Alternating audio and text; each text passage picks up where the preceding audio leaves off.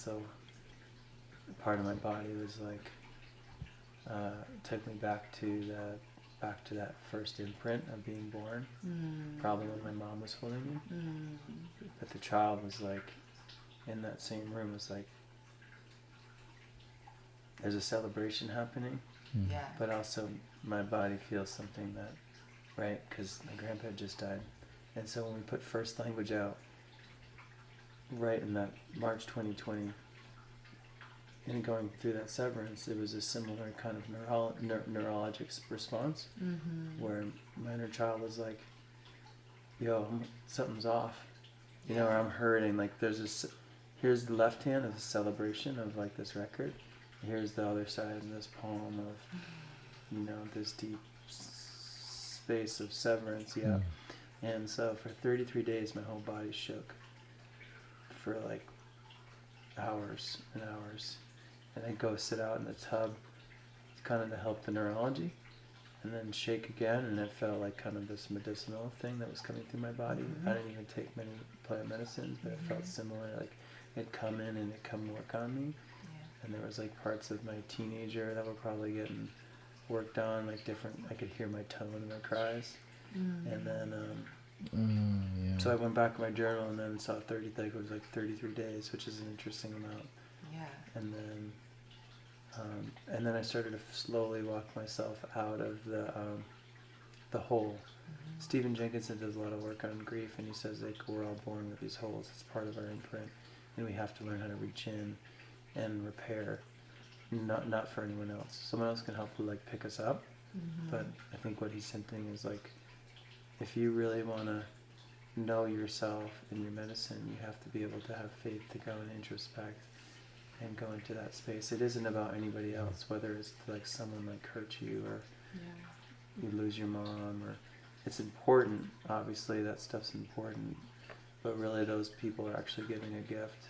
So in this case, my previous partner is giving me a gift of like being a catalyst to come into the authenticity of who we are, right? And so there's so much negative connotation around breakups or separation or death, but really if we can really reframe our minds around like really deep gems, easier said than done.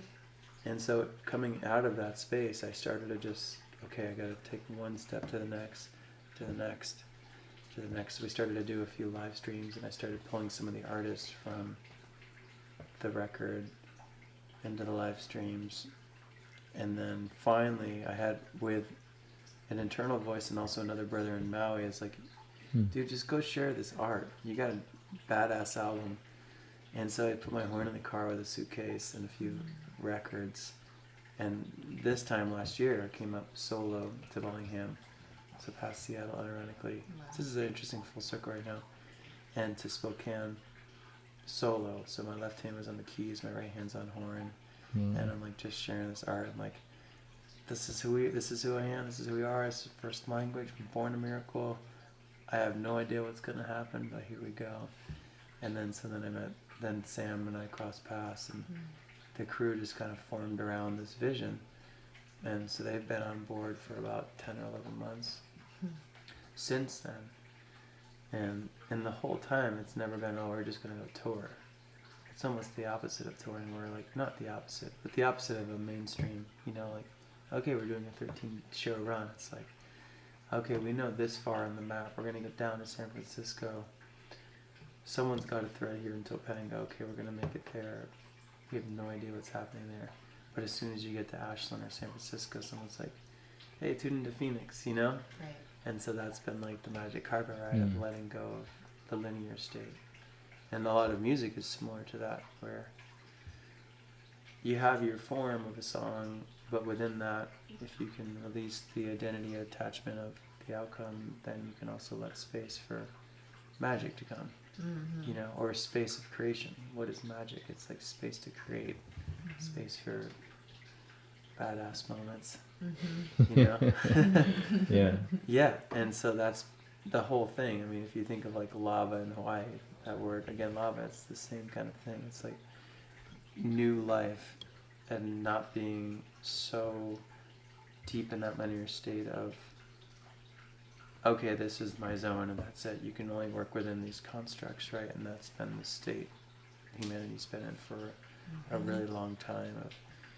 Each of us have a square, right. And that's the square state is, if we're going to be on our phones, we got to be on circular phones at some point to remind us of, like, you know what I'm saying? Like, to remind us to stay in that round thinking.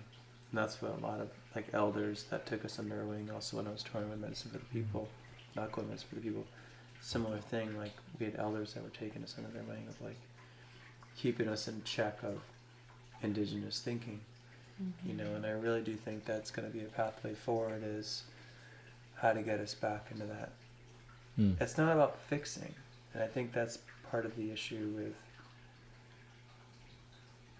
that's happening. It's like trying to save the environment or fixing. This could be off what I'm saying, but really it's about listening, listening and moving from there, and that's what indigenous people, I think, have taught us for a long time. They're listening to seasons, they're listening to the winds.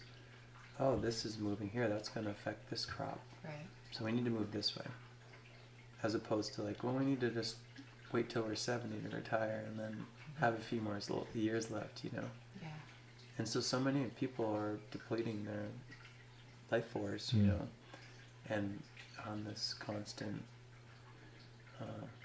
wheel that's never ending until you step off, or until we go through loss, right?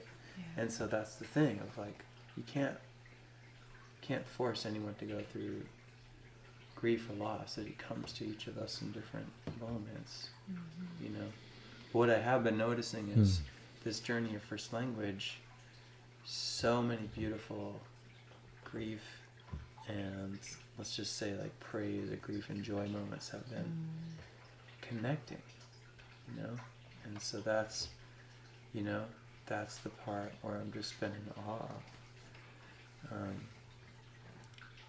Like, hands up, like, I'm just like, whatever we believe in, spirit, God, whatever, like, creation, like, I see it happening. And so even speaking, I'm getting those reminders of, like, everything's in its place. Yeah. Right now. Yeah. The events, I don't know, like, the events, the retreats, the festivals, they're like explorations and experimentations. And then I think the question for us all is, okay, how are we really going to live? How are we going to live beyond these 3 days? Yeah. Is it just integrating in a system that's severed from the elements, or is it that we take those things and really be kind of step, Some of us are going to have to take those steps and not wait for the children to do it, I think that our children are waiting. Like, our children are also really traumatized, and so, and then they're becoming more addicted too to topical, quick, what's the word, short-term stimulation. And so we do have a responsibility that I definitely want to keep stepping into. There's so many things I wish I can do, with first language, which maybe it's possible, but also I'm realizing, like, there's only, if I'm expending too much energy, then it's like focusing a direct arrow, Yeah. So in this case, the arrow right now is showing up, like what we did tonight, showing up in communities and kind of implementing a few hours, or sometimes it's a few days. But I definitely have been curious about what's our long-term plan, as a collective. And I speak to myself individually too. Like, could I actually be in a place and watch some trees grow and plant a tree